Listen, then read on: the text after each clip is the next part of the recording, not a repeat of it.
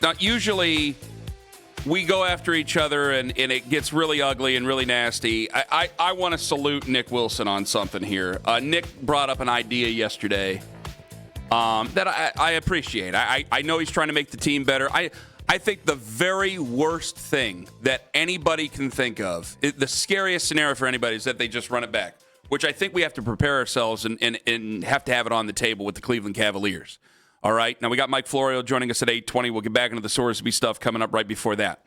But I got to bring this up. Like, you have to be mentally prepared that you got to have another team to do it. And I've been saying that now for the last month since the Cavs have been bounced from the postseason.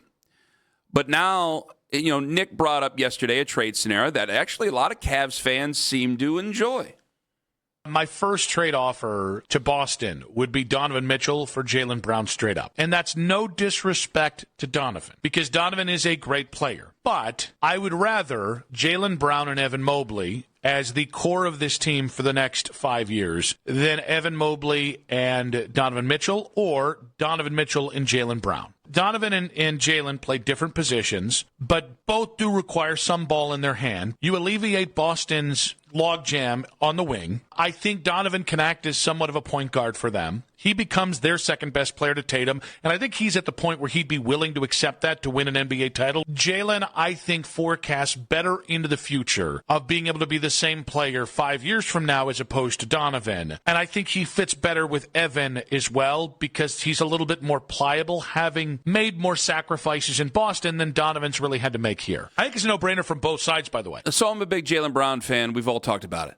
I appreciate what Nick's effort is. Now, I don't know how the money adds up, but that might change because of James Harden's contract. All right? And I know we got rid of our first-round pick last night because we basically can't afford to have a first-round pick last night with the Cavaliers. So that's interesting and fun. I think we might be stuck, though. Like, there were a lot of fans. There were some fans who were mad at Nick. How dare you even think Donovan Mitchell you would go on from him? He's just trying to make the team better. Jaylen Brown, I think a lot of people would say Jaylen Brown's better, but I actually think it's somewhat negligible. And I had to think of, all right, after the money, why would the Celtics make the trade? I don't think the Celtics would make that trade. I don't think the Celtics would do it. And I think that, let me ask you this, do you think the Celtics would do it for Evan Mobley? I think. Albert Breer was asked. Albert said yes. Now, I know Albert's a football guy. I think they would. You think they would? Yes. See, this is the problem we're in. I think we're starting to have the same problem with Donovan to some degree that we did with Darius. Not that Donovan's always hurt or anything like that. But you guys, we all want that primetime player. And Jaylen is 6'6", and he can do a lot of things. Donovan can do a hell of a lot of things, but Jaylen's probably a little bit better. But they're around the same age, same type of player. They're actually friends. And I'm going, man, who's given up their primetime player for Donovan? Who's given up their guy? And I go, damn it, that's the same damn thing I said when it came to Darius Garland. Who's given up their primetime? Who's given up their dynamic wing? Remember, their dynamic wing. Who's given up their dynamic wing for Darius Garland? Turned out nobody was. I still am convinced, unless I have new information, that was the best deal you could make at a time you basically had to make the deal because Rich Paul told everybody that you had to make a deal. Yeah, it's not a good idea in this league in 2026 to be trading small for bigger. So I think we're kind of vice versa. I think we're kind of in the same. Maybe you hammer me for it if you want to, Tone. I'm throwing myself on the table and giving you the axe. Hammer me for it if you want to. Call it stupid. Donovan is a top quality player. But, like, the only thing I could think of is if, like, LeBron, just off the top of my head, I mean, I could sit there for an afternoon, I guess, and try to work some things out. But the only thing I can think of off the top of my head walking with you today was, all right, if LeBron told the Lakers absolutely bleeping not coming back, make it work with something else, I'm out of here. And you remember they did technically have a sign and trade when he went to the Heat in 2010. Mm-hmm. Technically, you got something back for him. But what if he decided to do it? They go, well, Donovan could work with Luka. Know that. LeBron could work with just about anybody. But I think it's a non-starter. I think Donovan cresting at 30. You're saying the Cavs could trade I don't know. Donovan I don't know. for LeBron? I wouldn't do that. It's the only thing I could think of off the top of my head. And I don't think a lot of Cavs fans would do it. So not for 1 year of LeBron, no. So I don't know. I don't think Donovan's on the table, regardless if you were willing to give him up or not. Like, there's definitely fans who hear that. They love Donovan. You're more than welcome to be in that right. Donovan's been a very, very, very good citizen and player for this team since he got here. He's fantastic. But even if you were willing, I don't know the home that he's supposed to go to that makes sense. And you know why? This is what happens. There are more and more fans, even if they love Donovan, who are like, ooh, $68 million to $70+ Jeff million Phelps a year. Was the first one to it 3 weeks ago. I don't want to be in that business. We played a clip a few weeks ago of one NBA pundit who's like, the minute he signs that contract, it was Nate Duncan and John Hollinger. They're like, the minute he signs. You're exactly right. I thought it was him and Haberstroh, but I think you're right. But the minute he signs that contract, it's one of the worst in the NBA, which is what they're saying about Trae Young's contract in Washington. So, but the difference is, I think actually Cavs fans would go to see Donovan Mitchell. I don't think the Wizards fans are going to see Trae Young. But yeah, I'm bogging it down. So that's a tough one too. They're in a tough spot, and I try to brace everybody for this during the season. And even when we were on our way to the Eastern Conference Finals, like they're going to be in a very, very difficult spot to try to improve the team dramatically. There's not going to be any move they could make that makes them the favorites. It's so tough, though, because I think a lot of people saw, like, he had a couple of clunkers in the postseason. I mean, hell, they played a lot of postseason games. Like, Evan had a couple of clunkers in the postseason, but he looked like a much better player in the postseason than he has been over the first 4 years of his career, okay? And he looks like he can grow. And I think a lot of folks have shifted their, like, we can't move on from Evan again. I think they've gone back to we can't move on from Evan. Yeah, the hard part about Evan is I still don't know if he's ever going to be the best player on a really good team. But I think if you guys really want to make a splash and not fall back into mediocrity, quote unquote, not my words, then Evan's got to be the guy. And I don't know anybody who really wants to line up to trade Evan. Who wants to line up to trade Evan? Well, unless I'm getting this wrong and you guys all disagree with me. Some would have in a Giannis move. Some would have done it in a Giannis move. I felt pretty desperate back in December. I don't feel that way anymore. It took a nice postseason for me to. I think had they have traded for Giannis, though, I think that would have got the town pumped up more than they will be currently. Sped things up, yeah. I think any big move it would have been risky. I mean, there's no doubt. All the moves you would do right now would be considered risky. Well, any of the three guys, if they get moved, depending on who they get back, I mean, it would probably get the juices flowing again. It would get people going. But I just don't know if it's the right move. And there's so many moves that I just don't think are realistic because if you're the Celtics, you could get more and better for Jaylen Brown. So I'm not going to give that up for Jaylen Brown. Or I'm not just going to take Donovan Mitchell back and have basically the same issue. Donovan might be better with Jason Tatum than what Jaylen Brown is because they might not get along. I could make that argument, but what you can't make, like, well, there have been seasons where I think you'd say there have been seasons where Donovan's been a better player than Jaylen Brown, but in the playoffs, nobody would argue that you'd rather have Donovan Mitchell in today's game. Nobody would say you'd rather have Donovan than Jaylen Brown. So I don't think Boston would do it. I just don't. No, I don't either. And Nick is saying something that's tough because he knows he's going to get a lot of blowback from that because Donovan's a very popular guy. And I don't really want to move on from Donovan either. But I think some people have taken it, well, that's a little bit more convenient. I go, man, we're starting to make the same arguments we used to make about Darius Garland. It was the most convenient piece at one point. It actually started with Jared Allen. Then you saw how Jared Allen just completely outplayed his contract and saw how important he was. Then it became Darius. Darius was a big fight for a lot of people. You moved on from Darius. Nobody seems to like James Harden very, very much, even though he is a very good basketball player. And now it's come down to, well, we got to make a move. Okay, but do you really want to give up Evan Mobley? No. Well, if you want to make a move, you're probably going to have to give up Evan Mobley. And because I don't know anybody who's just going to go and get another guard for their basketball team. Now, he's a great player. He's an MVP caliber player at times. Donovan is, but he still is that smaller figure type of guard, and we're getting in the same exact conversation, albeit he's certainly more durable. We're getting into some of the same stuff that we said about Darius Garland. The hard part, I was getting deja vu yesterday. Any of these trades to try to get better are probably gonna mean that the Cavs are getting older and shortening the window. So it's a catch-22 of all these. Like I even floated out a Porzingis, deal at one point, with Jared Allen involved. And you see what we're doing here. You see we're getting older. We're taking heavier risks. A Kawhi Leonard move at one point. These are all the discussions. Anthony Davis, you're hearing me. Every move to try to get better and try to bring a profile of a player who might be able to help you in the playoffs is a questionable also player. Tremendously riskier and shortens your window. I just can't be hell-bent on making a move just to make a move, just to spice things up. I got to do what's actually going to make us better. And I think that people are just like, no, you have to have something completely different from what we have right now. We have to make a move or we're destined to be mediocre. One, you're not mediocre, okay? You're in a very tough spot where there's definitely a concrete ceiling ahead of you. You're going to hear people. You're going to hear people.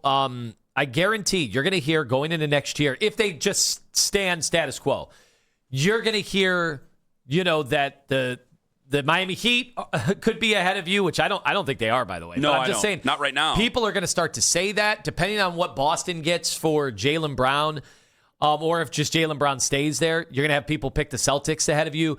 The Pacers, I think you're going to have people pick them. They're going to be like, Tyrese Halliburton healthy, and the last time we saw him healthy, what did the Pacers do to the Cleveland Cavs? I do believe more about the Pacers than I would. Now, I know that their roster has changed. Yep. I got to tell you, though, I want to bring this up with Danny. And then, obviously, the Knicks. People will say that the Detroit Pistons, just by virtue of being a year later, and they're probably going to try to add a big-time weapon, and they're going to be able to do that. I'm in a bad place right now with the Cavs.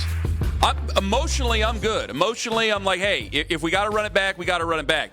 But I also know that there's going to be consequences to running it back, and I know that that's the last thing any Cavs fan wants to hear is running it back. But I think we're in a tough spot, guys, because Nick broke the third rail yesterday, where he just said, I'd trade Donovan Mitchell for Jaylen Brown, and there's a lot of people who have thought it, but they don't really want to say it publicly. Because Donovan is well-liked here. But when you lose in 4 to the Knicks, people start to think things. I think there might be some people who would line up and make that trade. Except I don't think any of them are affiliated with the Boston Celtics. Chris Mannix knows that. This is NBC Sports Boston. Chris says they are interested in another member of the Cleveland Cavaliers.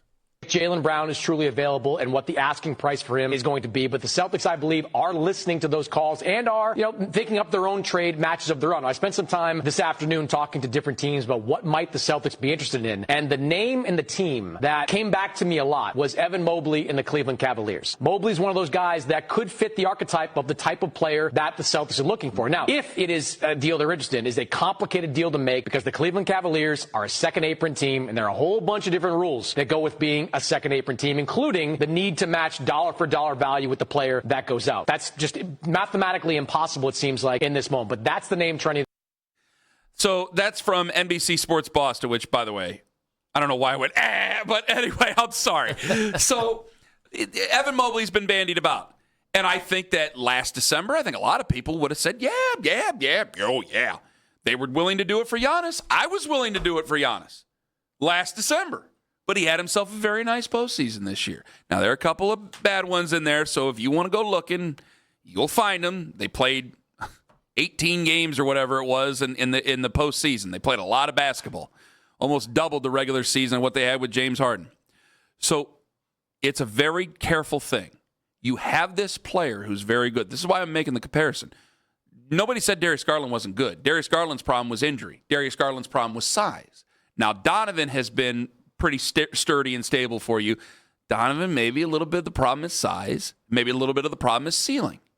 Jaylen Brown is a man who certainly, he's bigger, he's 6'6". He is certainly a man who feels that he's been disrespected by the Boston Celtics. It's been a conversation over the last couple of years. Whose team is it? Is it his team? Is it Jason Tatum's team? I was willing to get it over, seeing what they had. I was willing to give it over to Jaylen Brown. I turned out being wrong. Now, I like Jaylen Brown. If I had to, maybe I'd move on from Donovan Mitchell, but I think it's almost the same type of player. For Evan, are you willing to do that? All right, Kenny, I thought about it. I thought I was going to be on the fence on this. Bye-bye, Evan. Bye-bye, God. Unicorn. It's been a decent run. Not a great run. It's been a decent run. 216-474-0092. You willing to move Evan Mobley for Jaylen Brown? Come on. I have to say you got 10 minutes because we got Brian Geltzeiler joining us on the show. So I'll load you guys up. Let's go. I do not think there is a world. John, get the Browns calls off the line. Go ahead. Sorry. I do not think there is a world where Evan Mobley ever becomes as good as Jaylen Brown. What do we learn about this league? Every time we get into the playoffs, that the players that teams can rely on, that become playoff performers, that we like to say all the time, they enhance come the postseason in the NBA, are those long wings who can defend, who can play make, and who can be there on offense. Got some dog in them, and oh, by the way, NBA Finals MVP. Pretty valuable stuff. I think it was an Eastern Conference Finals MVP as well. And quite frankly, I think he's been better than Jason Tatum the last few years. So I know that's controversial, and in Boston, they would say that's ridiculous. I think he's been a better player. He's mercurial. He's got a lot of Kyrie in him. In fact, it should be no surprise to anybody. He's friends with Kyrie. He's also friends with Donovan Mitchell. I think I make this trade because the window is now on Donovan Mitchell's timeline. And what does that mean? That we're no longer having these dreams of 5 years from now, what's Evan Mobley going to be? I don't think Evan Mobley will ever be the best player on a contender. But I do know Jaylen Brown can be a 1A or 1B on a team that can win the championship. He's proven it. I can't do it yet. Evan. I can't do it yet. 216-474-0092. All Cavs Conversations brought to you by the fine folks at Surfside Hard Iced Tea, who ask you to please enjoy your Surfside Hard Iced Tea responsibly. You got to talk me into more of it. Once you say you're willing to trade a guy, that's it. I know. You got to be honest. But you can't just take back trades willy-nilly. That's not how this works.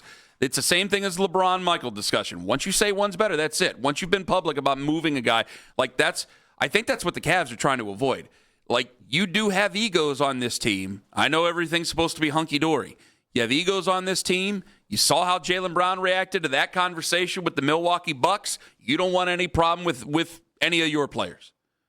So, it's going to have to be done very, very, very quietly. Now, I don't think Evan's the type of guy to go on Twitch and start talking about how he's disrespected by the Cavs the way that Jaylen Brown did it with the Celtics.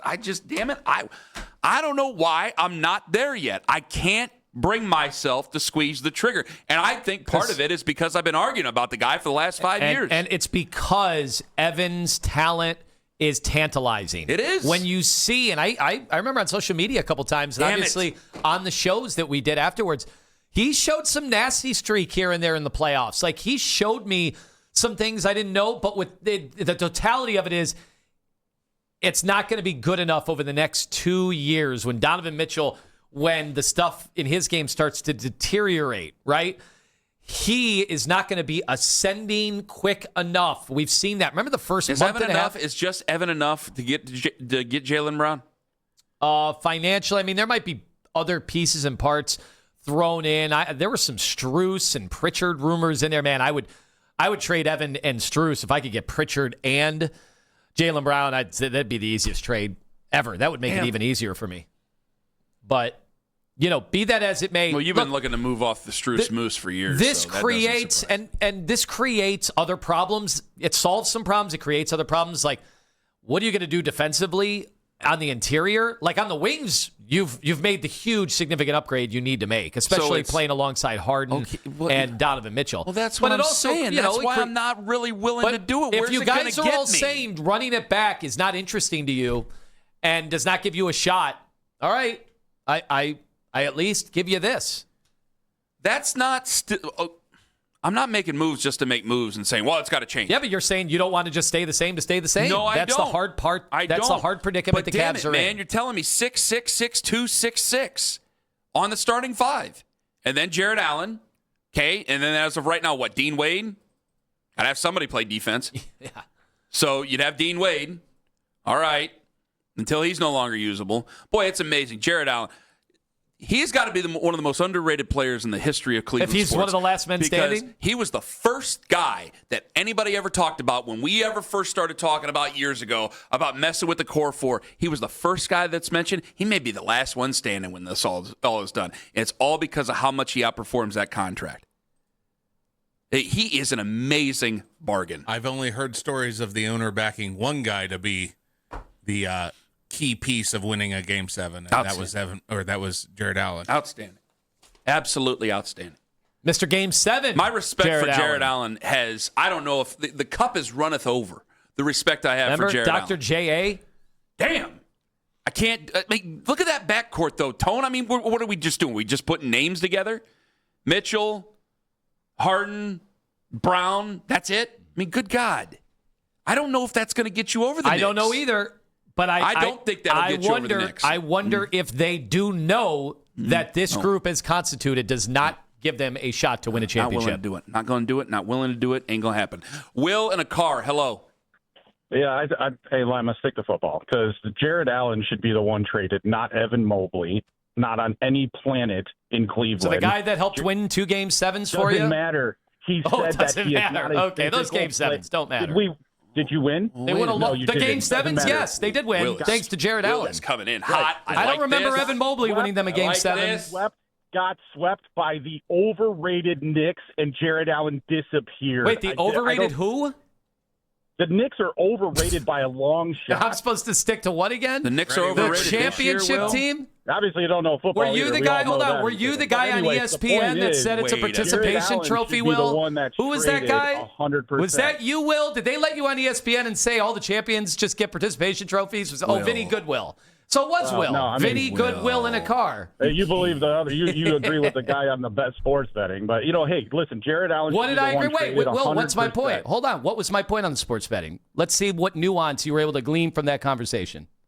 That it's new. It's the thing that it just happens. People don't think it's a video game. I don't think him betting $3 will jeopardize any of the bets you place on football. Why are we arguing that? I don't think even one the principle.